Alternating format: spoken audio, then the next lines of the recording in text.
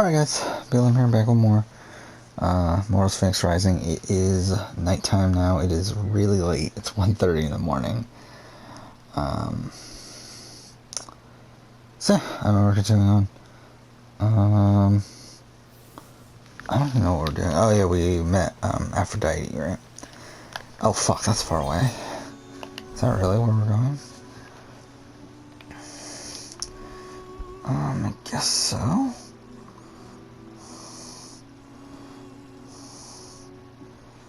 Okay. Alright, let's go. It's late. It's 1:30. This will probably end up being the only episode for tonight. Not because of anything. Not because of normal things, but some weird family stuff came up, and like immediately after I came home from work, and then had to watch The Circle, write the review and all that stuff, and then just like now it's 1:30. So yeah, again, do this one episode, maybe another. We'll see how I'm feeling after this. I can tell you right now that more than likely there won't be another.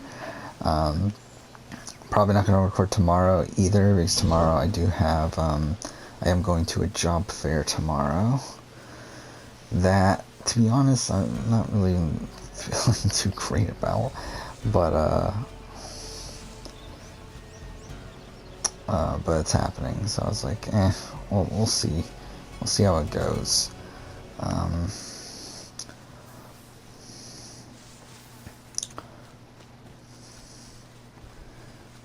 Actually, I just remembered something.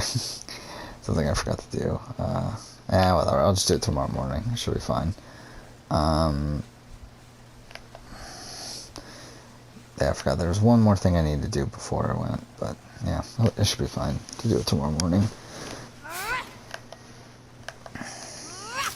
Fuck off, game. I really... What is it? Circle. That's what it is. I forgot a circle is the run.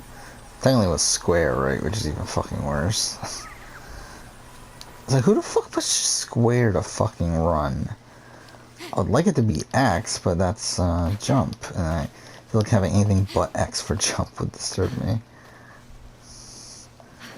Especially in a game where I already know that X is jump.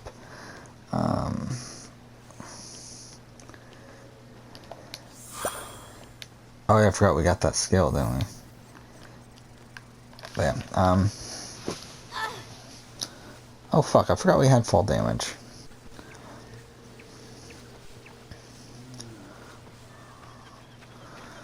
Yeah, so I mean, we're continuing on. I did work today. Okay. Work was fine. I mean, pretty standard day, really. Nothing too memorable happening there.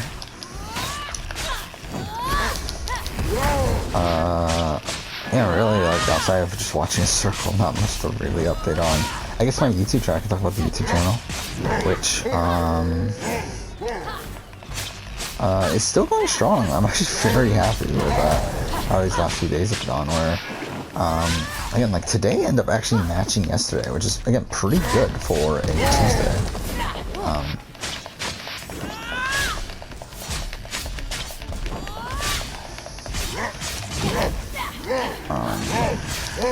CPM has started to drop. CPM has dropped from what it was on Saturday, which Saturday had a ridiculous CPM. Today and yesterday, or Monday and Sunday, were technically around the same CPM, but it was lower, but still not bad. Like, it was still pretty solid, actually. Grandpappy made the right call. Those things are an eyesore. Get it? The birth of Aphrodite is a gruesome tale. Nothing gruesome about it. Grandpappy Immortals and my dead big dad Kronos had a battle so great it severed heaven from earth. That's not all that was severed. During his surprise attack, Kronos descended. Yeah, today was a pretty good day. Subscribers growth still pretty good. It's been a pretty good period for the channel. If only this was every period for the channel. There was no... The pearl flew from its oyster on land, and Uranus caught it and flung it out to sea with such a force that it caused the frothy foam to bubble.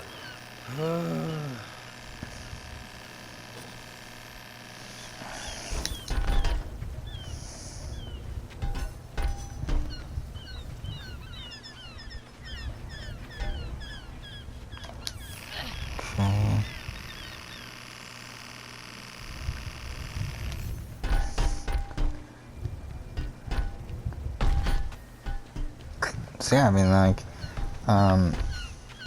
if only I can get this consistently, like, every day, the amount of views. Because if that was, like, if this became my baseline, I feel like that's, pretty close to, not full-time, but, like, it would be, very, that'd be very, very strong. To where, like, if I were to start, like, a Patreon, got, like, some patrons, I feel like that would be doable at that point.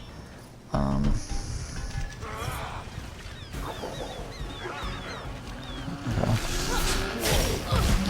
Oh.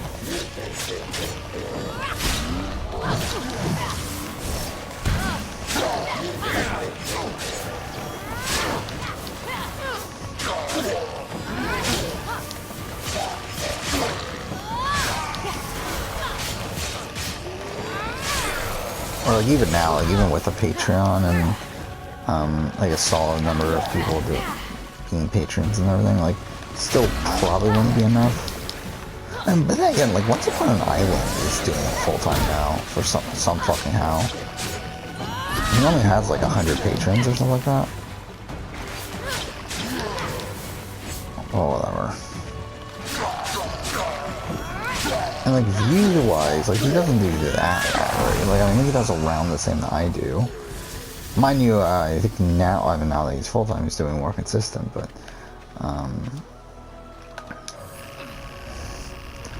yeah, whatever.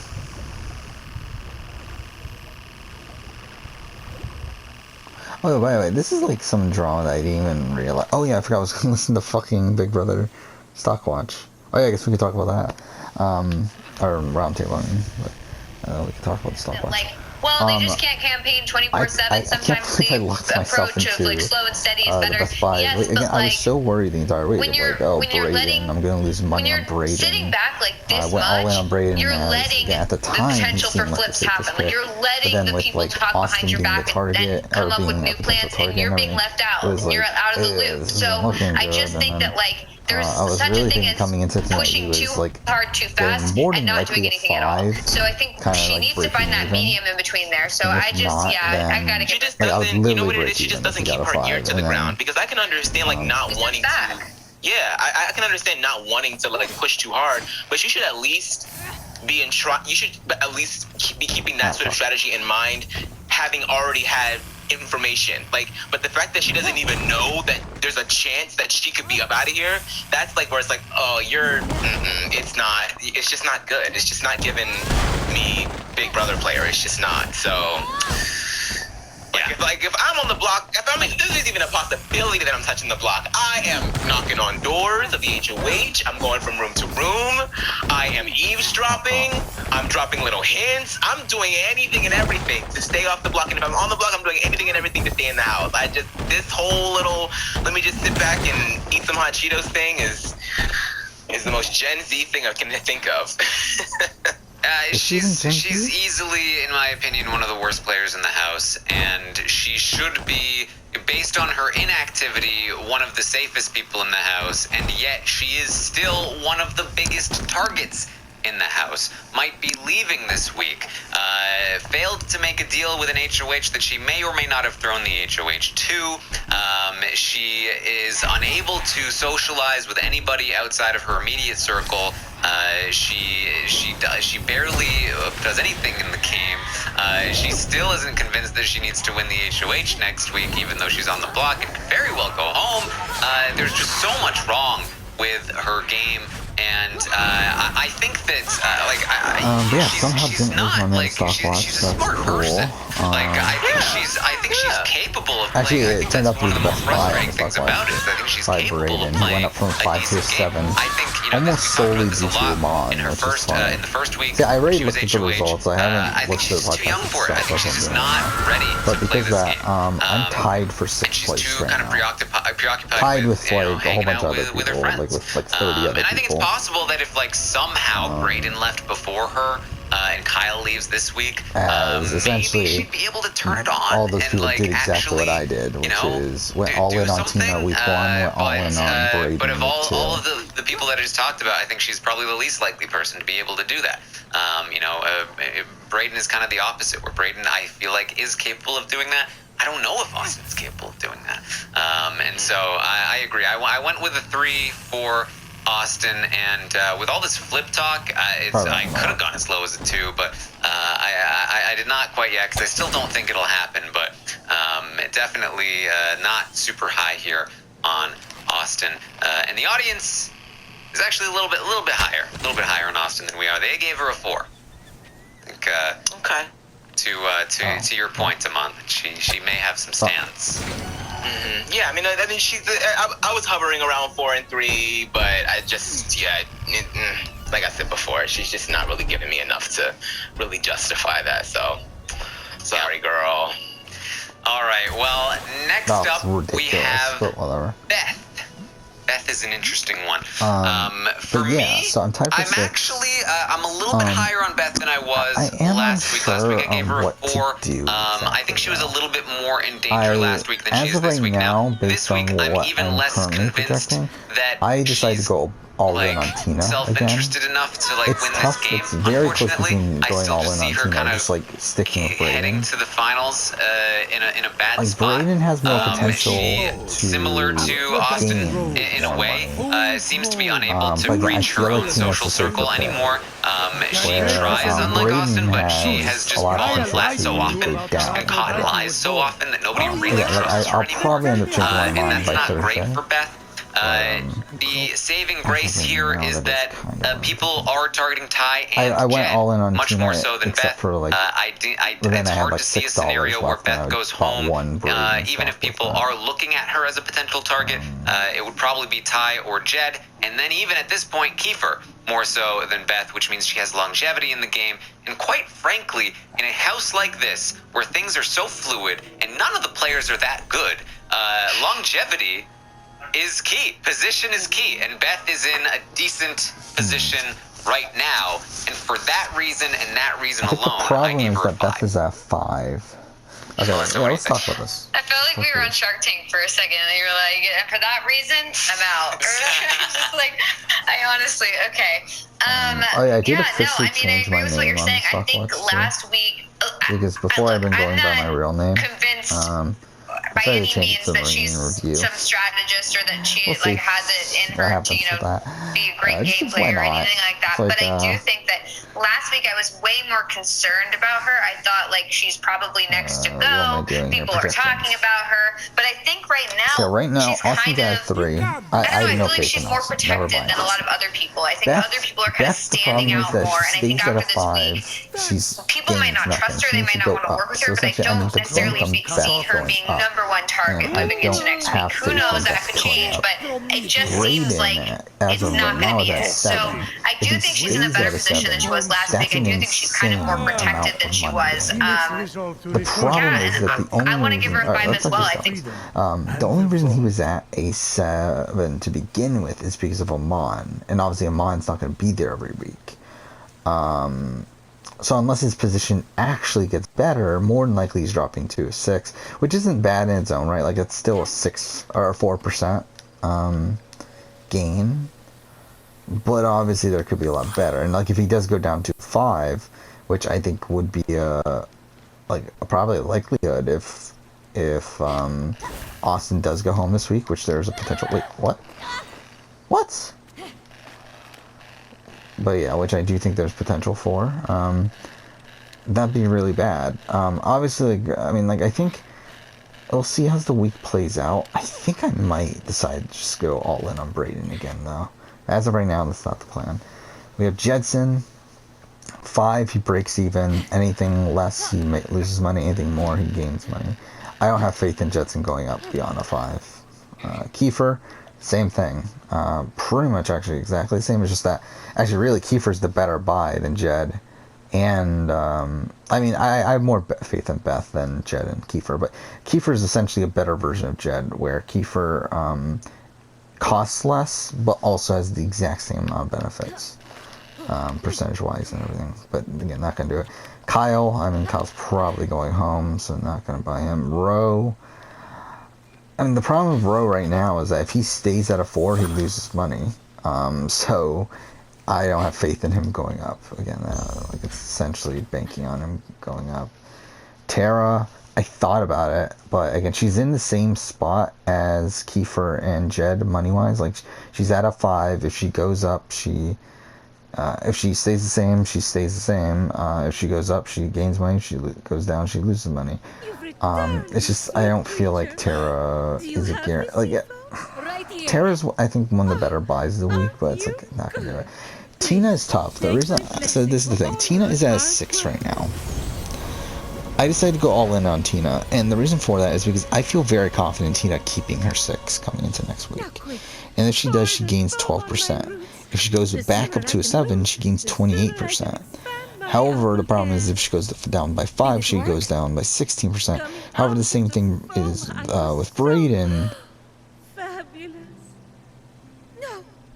Or Brayden would go down 30% if he goes down to a 5. It's tough, actually. I'm thinking about it a bit more. I'm thinking, actually, I'm going to lean towards Brayden.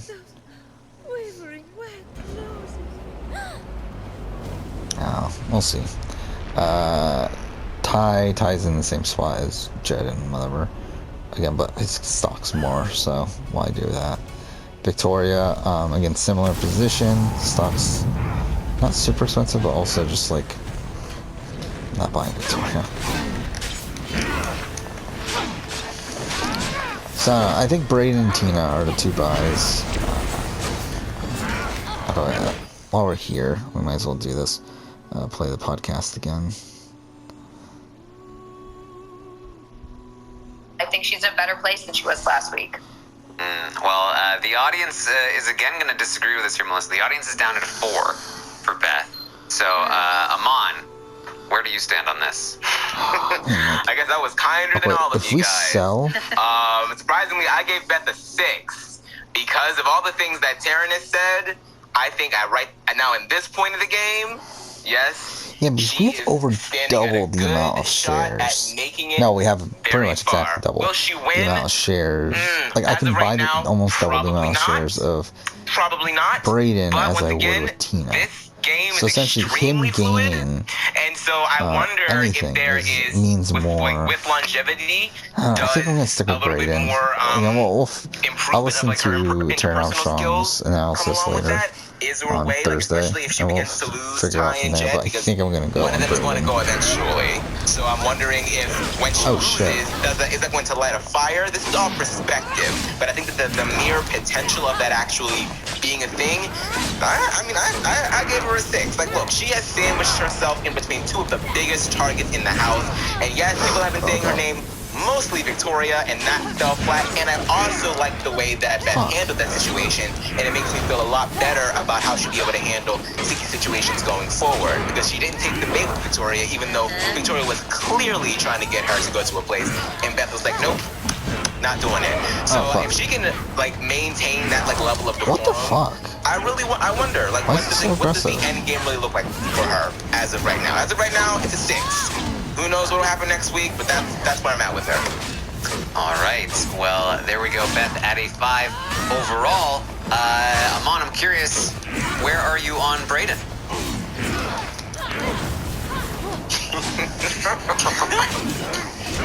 Okay, so remember we just talked about Beth, and I just talked, like Taryn made a couple points about how, Beth really tries to come out of the circle, she tries to be funny, but it just doesn't really. Oh yeah, also we find out that supposedly have to try, and that the kind rumored of premiere date of nobody really wants to target him. even if Austin were to go home, Brayden would probably... If we die here, we're switching the story. I don't give a shit And enough. I think that he could get some votes. If you toss in a couple of wins here and there, Brayden's looking pretty good. Like, no one really is coming for him. I gave Brayden an 8, baby. I gave him an 8. I gave Brayden an 8. Oh, man. The face. Look, his past week has been terrible with Austin. Like, it's just not a good look. But I think that there is potential for him to improve. I think that once again he is a fan of the game, and I think right now what he's doing is just keeping it low key, keeping it really, really cool, just hanging with Austin, trying to remain in the background, and I think that there's potential for him to really turn up the heat moving forward. So I give it an 8 based off of the fact that no one is coming for that boy. No one's coming for him, and that really serves him well. Well, there you go. I will say. Does the audience agree? The audience. Y'all invited me on this stock watch. This is what you're going to get. So We should have known. The audience does not agree, but they did give Brayden the second highest rating of the entire field. They did give him a 6. Oh, you know what? I see people in the chat saying that I'm doing. You want to know one thing about me, y'all? I'm not playing in this stock watch. I don't have not one vested interest this year. I said that I was gonna do it, but I missed the deadline. So for all of you that think that I'm trying to be a biased raider, I'm not the one. I'm not the one. I don't give not one damn, not one iota of a damn. Now, to be clear, there is no deadline. You can join whenever you want. But yeah, True, but I mean, I'm probably not joining voting. now. It's like, actually, I did buy some Brayden. He's somewhere around here. So yes, the audience gave Brayden a 6. I will say, I was kind of feeling a Brayden 6. I think this Austin thing had me wavering, where I think the biggest concern I have with Brayden is that he will be put on the block next to Austin next week if the wrong people win. Now, if the flip goes through, this whole flip. Yeah, to be honest, if the flip actually goes through, I feel more confident in it. Because if Austin leaves, I think Brayden's locked in. Like, Brayden's not going anywhere. If Austin stays, I actually think it's bad for him because it will continue to lock him in with this relationship he has with Austin, where he spends all of his time with her, and he will be put up on the block next to her. And being on the block is never what you want to have happen to you. And so, the thing is, even if he does get put up on the block next to Austin and say she wins veto, that's worst case scenario, right? That's where I could see him going home as early as next week. It's possible. But I think that even in that scenario, you're probably looking at something like This Roe fucking camera as is the so replacement weird. for Austin, Roe going home over Brayden, or even Vic, depending on what happens, or even a Tina or Tara. I still don't know that they would send Brayden out over. I think I'm just gonna switch it to the fucking story anyway. I don't care enough. They're not threatened by Brayden. They're only threatened by Austin. And so I don't know that he would go even in that scenario. And so with that in mind, I did also, I'll tell you right now, 6 is my max rating. And I'm giving it to the people that I feel are the safest in the house. And so I gave Brayden a 6 for the week as well.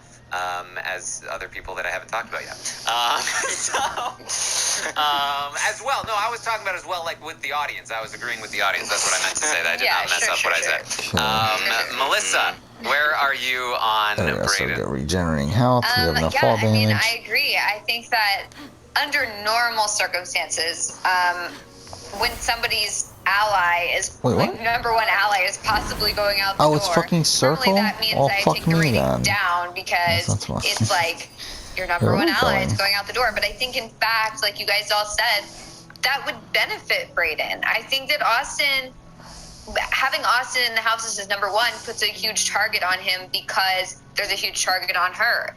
And people seem to think of her as a threat. But he's not branded with that. If she leaves, He's a lone wolf. He can do whatever he wants. He can be used as a number. I don't think people are going to be coming for him. I mean, it's the same thing as, like, you know, Victoria or Kiefer or whatever. Like, they're alone. And when you start to get people alone, they kind of forget about them.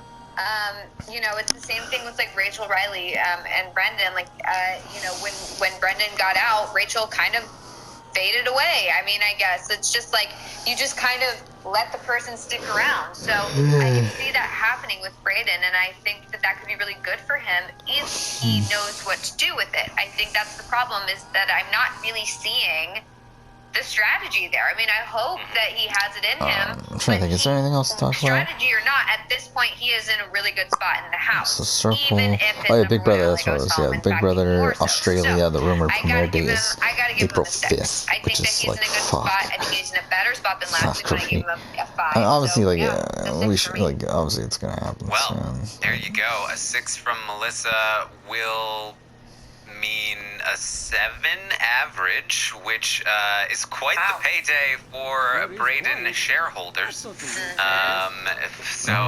you have Amon to thank. You're welcome. He accepts cash rewards. Oh, I do. My Venmo, you know what, Taryn, change that little ticker down there to @Amon Adwin on Venmo. Oh, God. All right. So let's talk about Jed. Let's talk about Jed and Melissa. Let's start with you. Where are you on Jed? It's tough because I feel like I see the strategy in him less this week. Maybe it's just my faith in him. I don't know, like, my faith in him to, like, make good decisions and be strategic. But I don't think he's in a bad spot. I mean, at this point, they're getting at least one of the other duos is going to lose a member. And he's in a throuple. God, I keep having to say that, but he's in a throuple at this point, and that's good for him.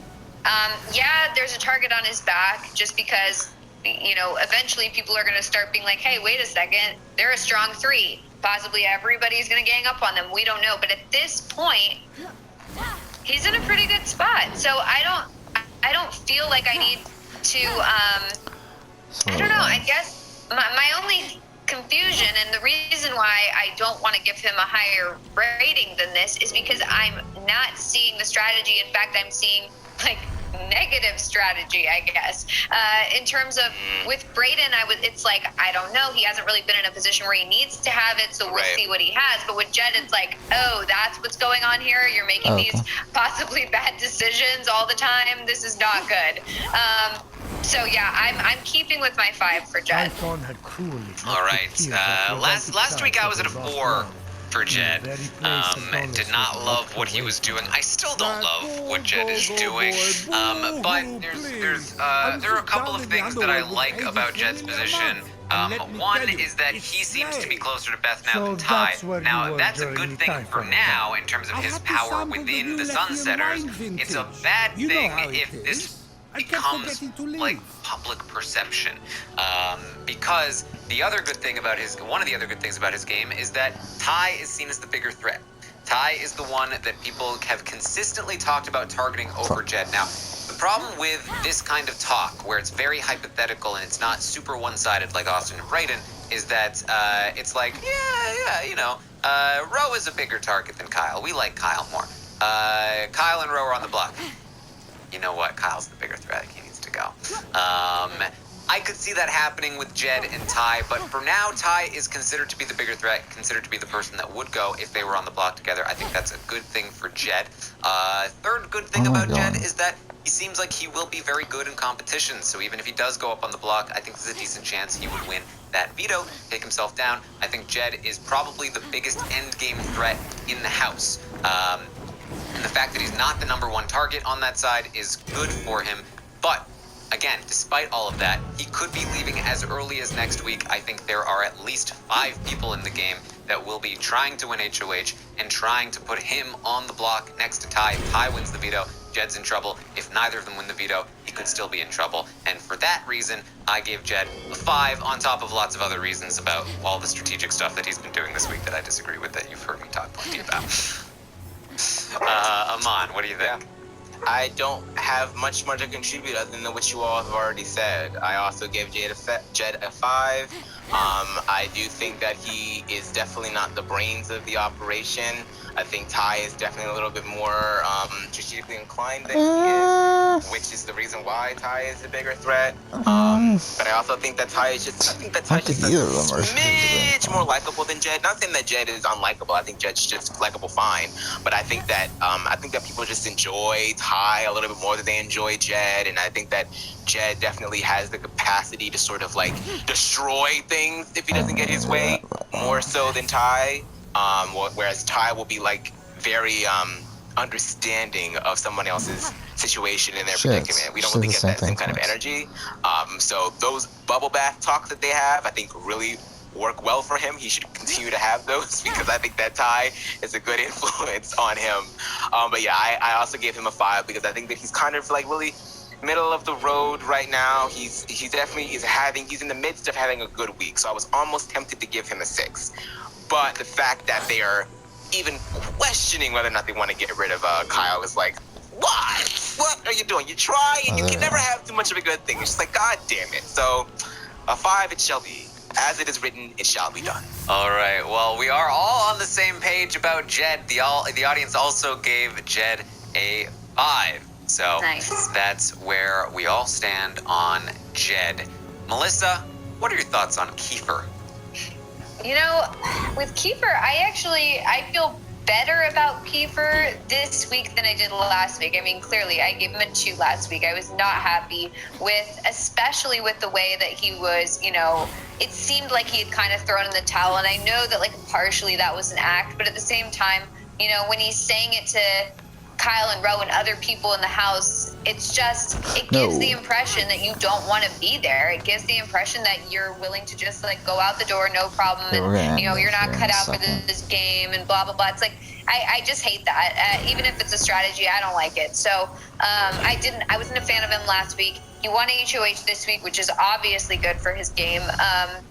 And I think he's doing a good job with his HOH. I mean, relatively. I kind of wish it was more solidified with the Sunsetters and everything like that. But I think overall he got some information from people. He got people to throw other people under the bus and then use that against them. He's got, sure, he doesn't have Kyle and Roe up at the end of the week, but he's got one from each pair. I think he made the right decision. I've seen some people say he should have targeted the Sunsetters. I don't think that's a good move for him at this point. I think that doesn't make any sense. So I think he's done well. Do I see him doing well in the future and being a really great strategic mind? I don't know. But at least this week, I do feel like he's in a better spot. I wish that the other members of the Sunsetters were as loyal to him as he seems to be to them. But, we'll just have to see. So I was at a 2. Now I'm going to give him a 4. All right. Amon, what do you think?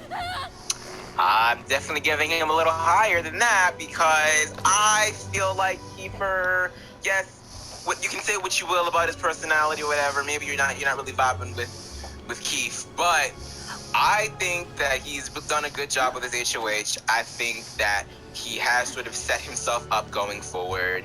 Tina and Tara would never come for him. Also, though, Tina and Tara would probably never really go for an HOH right now, so can it really offer you that much protection? Jed, Ty, Beth, they're not coming for him. He smoothed things over with Victoria. I believe that Victoria probably would not come for him if she were to get HOH, and she's just crazy enough to try and get HOH again, so that is a concern. Rohan is a concern. Rohan is definitely a concern. If Rohan wins HOH, Kiefer is definitely going up because at this point, baby, now we got bad blood. It's just not going to be a thing, right? But that's one person out of all of those people. I mean, there's a potential that Austin could, try and do something, but she doesn't even really want to win HOH, so that's going to be a thing. Also, Brayden, like I said, sitting pretty. So there's really only one person that I'm that concerned with putting Kiefer up. So for that reason alone, and I think that he's just a little bit more strategically inclined than the rest of the Sunsetters, which isn't a high bar, but for that reason alone, I went ahead and gave Kiefer a I went ahead and gave Kiefer 6. A 6 for Kiefer. I'm so lost at this point. There it is. I'm liking this. Amon's got some high ratings here tonight. Let me give you the audience rating before I go. The audience gave Kiefer. They were right in the middle of Amon and Melissa. They gave Kiefer a 5. That's where I'm doing. I couldn't draw out the suspense. I'm in the middle here as well. I like how Kiefer has been the best HOH thus far, in my opinion. And the bar is very low. I've been saying all week, I think he is probably the most strategically sound player in the house right now. However, it's the execution that matters, and it's the execution that he's failing at, and being strategically sound in this house is not getting him very far. He needs to handle his social relationships better, in my opinion. He has way too many people coming for him. Austin coming for him, Braden coming for him, Ro coming for him. That's not great. He did just take a shot at them, and that's obviously that means that there's a chance they're going to come for him, but nobody should be coming for Kiefer when Jed, Ty, and Beth are sitting right there, right? Shouldn't be happening. His relationship with Tina and Tara is probably the most valuable thing he has in the game, and I don't know that he values that relationship as much as he should. He seems to be a little too loyal to the Ty, Jed, and Beth of it all. I do not want him to ride into that sunset. I don't think that's a good sunset for him. He should ride into the pre-90s. Doesn't work as well. But that's a much better end game for him. I think he has a much better chance of beating Tara and Tina in endgame competitions. Both, I think they're like on a more similar level in terms of like their age. Like trying to go up against the beasts that are Jed and Ty in physical competitions is going to be a disaster. Now, Tara and Tina are also very fit, but they're not Jed and Ty, right? On top of that, Jed, at the very least, is very good with the mental comps. He's got his own study guide going on. Ty's got his own study guide going on.